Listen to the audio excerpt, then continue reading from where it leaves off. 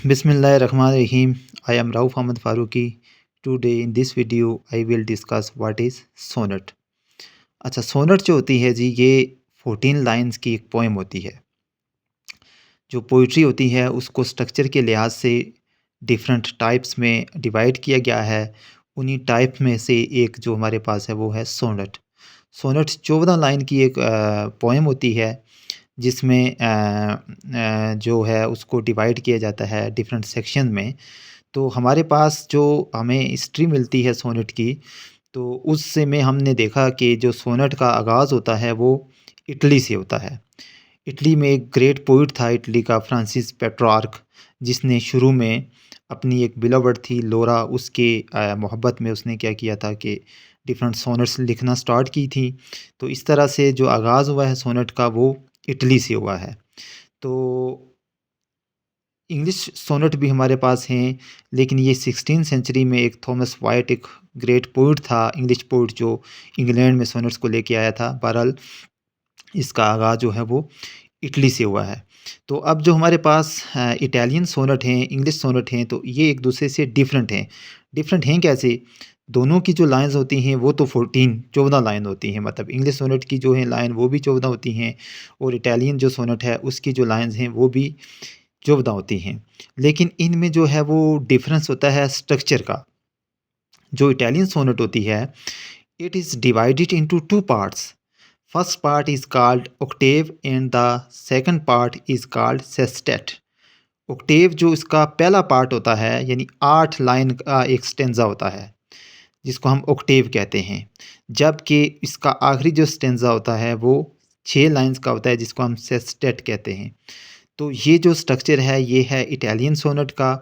इसमें होता ये है कि जो 8 लाइन होती हैं, उन 8 लाइनों के अंदर जो पोइट होता है वो कोई प्रॉब्लम जो है उसको रेज़ करता है, किसी प्रॉब्लम के बारे में बताता है या कोई शिकायत करता है, मतलब पहली 8 लाइन्स के अंदर। और जो दूसरी हमारे पास दूसरा जो है सेक्शन आता है इटालियन सोनेट का, सेस्टेट जिसको बोलते हैं, 6 लाइन वाला, तो उसमें वो उसका सॉल्यूशन देता है। जो प्रॉब्लम होती है उसका सॉल्यूशन, या जो क्वेश्चन रेज़ करता है जो पहली 8 लाइन में, तो उसको आंसर करना स्टार्ट करता है। तो आंसर करना जो वो स्टार्ट करता है वो इटालियन सोनेट की 9th जो लाइन है उससे स्टार्ट करता है आंसर करना।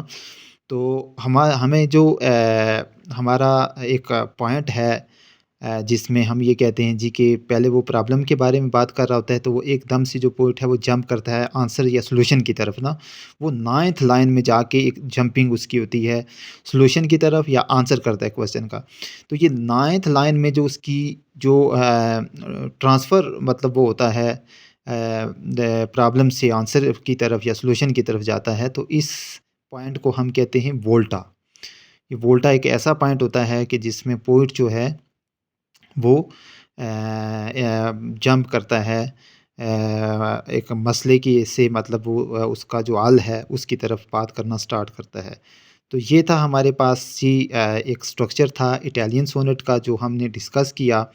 तो जो हमारे पास है इंग्लिश सोनेट, तो उसका जो स्ट्रक्चर है वो इससे डिफरेंट इस तरह से है कि उसके जो हैं 3 जो स्टेंजाज़ होते हैं वो 4-4 लाइन के होते हैं, क्वाट्रेन बोलते हैं उसको।